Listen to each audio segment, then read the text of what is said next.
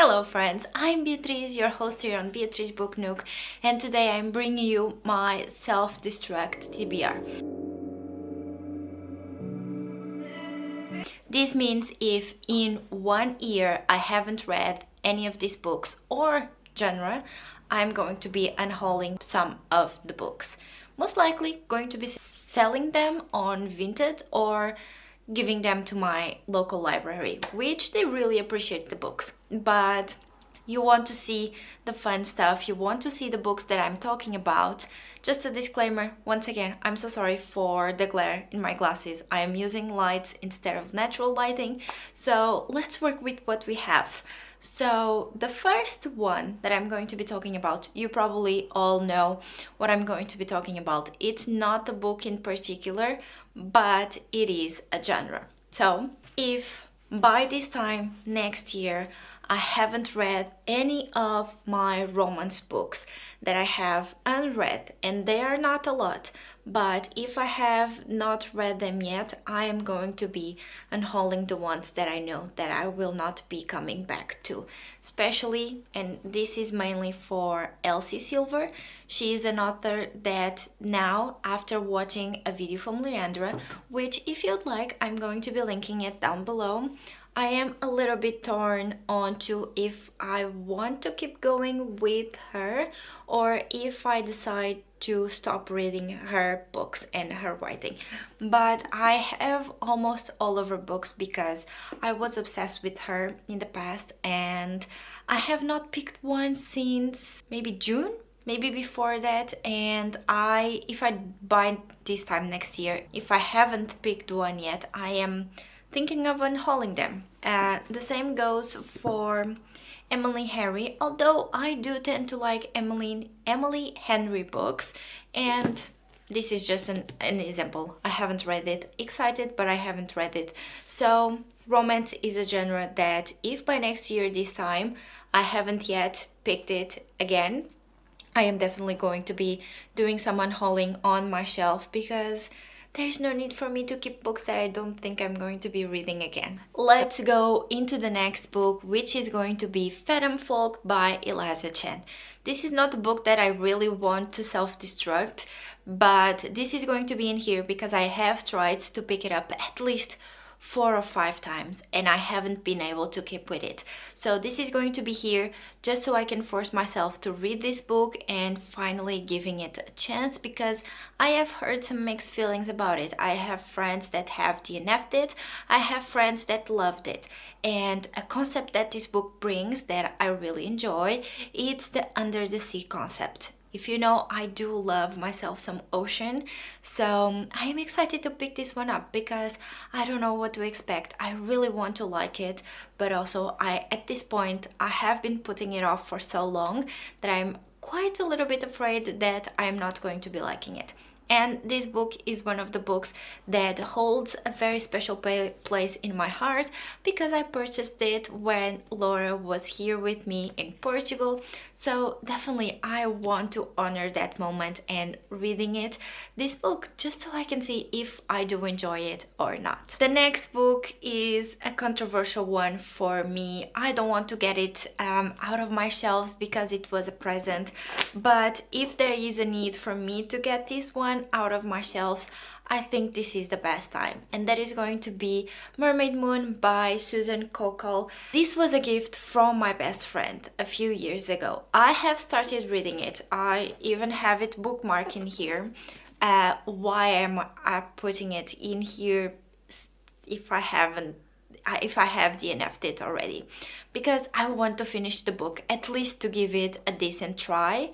And if I don't by the end of next year, I think it's time for me to unhaul it because, and I'm really sorry friend, but it's time. I don't think if I read it next year, I don't think I will ever come back to it. So definitely a book that I want to try to get to, just so I can have my mind at peace in some way, but also just understand if this is really not a good book or if I just don't vibe with it. So, and I have to take and I have to separate my friendships from the books that those friendships give me, because it's not that they are a bad person and choosing like a bad book on purpose.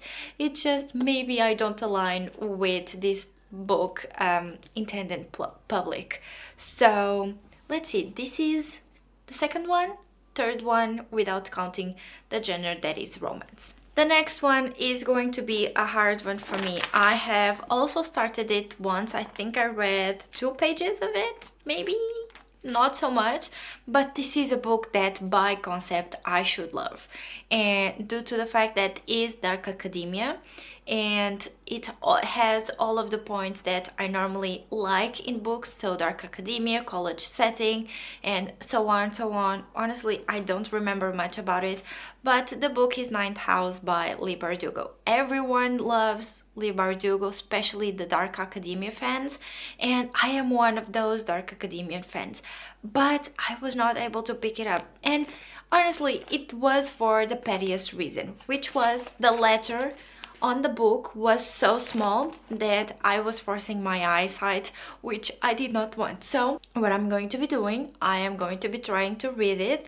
I already have a buddy read planned for it with my best friend, both going to be trying to read Ninth House in January, and I am going to be finally seeing if I like the book or not. But my plan of attack is going to be getting the e-version of it, because that way I can adjust the letter style and the letter size, just so it is a lot more easier for me to read it and not as harsh on my eyes, because I'm going tomorrow to the ophthalmologist, and I know this is going to be bad.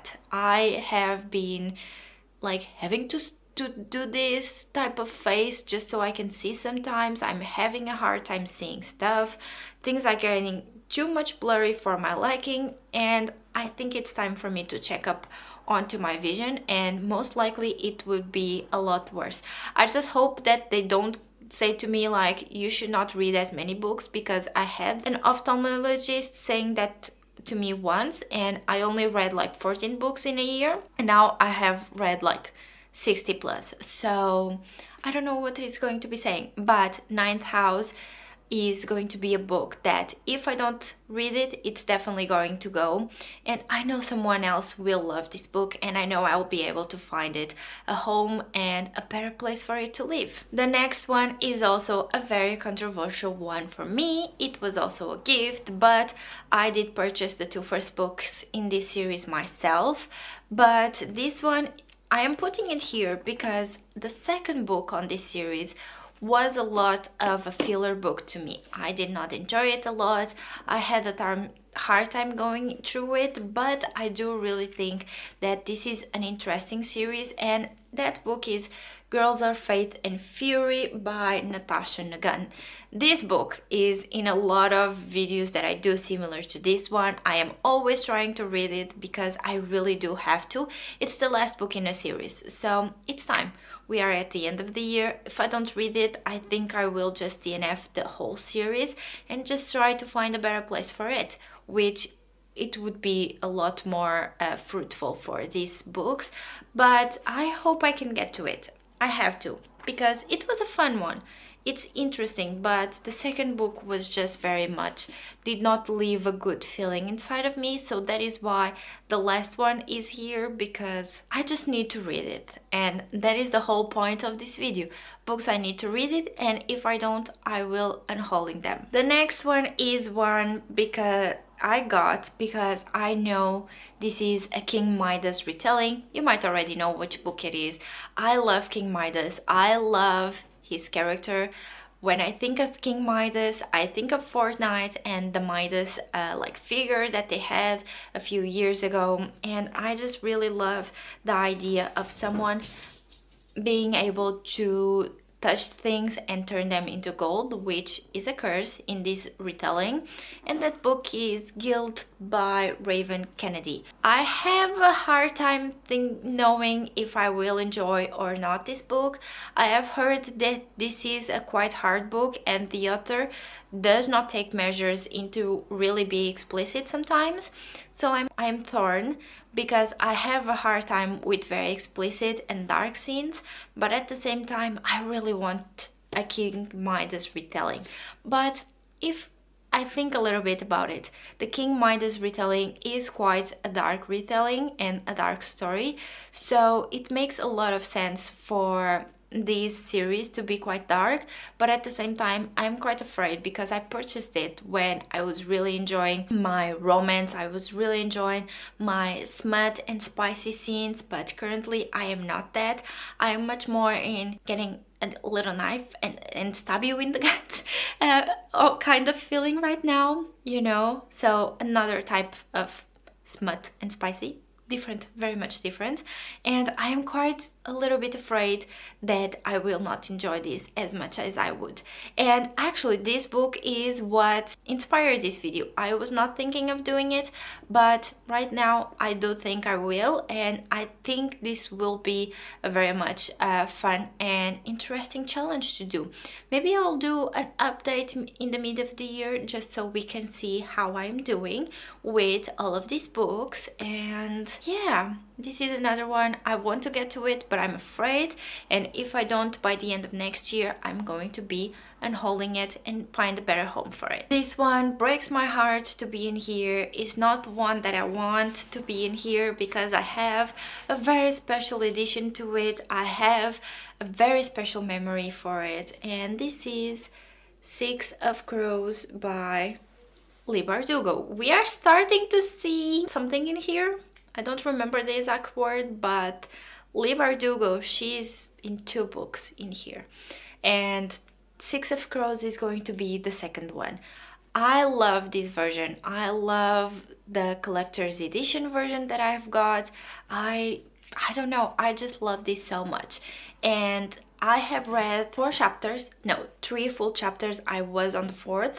I was really enjoying it, but at the same time I just had a hard time to pick up the story and to fully understand it. So you know what is coming. If I don't read it by the next year, by the end of it, I'm going to be sadly unhauling this very foily, very red, very beautiful special edition of Six of Crows. I just hope that I am someone that can vibe with Leigh Bardugo, because I'm starting to see a pattern in here. I am starting to see that I'm not very confident when it comes to Leigh Bardugo. So let's see. I have 2 books in here to give one last opportunity, and I just hope that both of them will be very successful, especially Six of Crows, because I know everyone loves this series, so I also want to love it. And with that, friends, we have come to the end of this video. I hope you enjoyed it. I hope you are ready for this long year travel. I don't think I'm going to be starting this month, so in December. I think I'm going to be starting them in January, just because currently in December it's the holiday season, the festive season, and I have a lot of things to prep for. I have to get a lot of Christmas gifts, and I have been having a hard time generally in life and reading, but everything is okay. It's getting better, it's getting less harder, and everything will be fine in the end. So I think this is it. If these books, I don't know how many they were, I did not count them, and I am too lazy to now go and count them, but if these books do not make it to my red pile by the end of 2025, I am going to be unhauling them. And besides that, if I do read them and don't like them, they are also going to be unhauled, because currently I don't have enough space to have books that I don't enjoy on my shelves. So 2025 is going to be the year of books that I love are on my shelves. So I think this is all, friends, that I have for today's video. Thank you so much for being here with me and for watching it, and for just watching me ramble on and on and on why I don't know, I have to make goals and to prepare myself for next year. So without further ado, I will let you go. I hope you have an amazing day, night, or evening wherever you are in the world, and I'll see you all on my next one. So until then, bye, friends.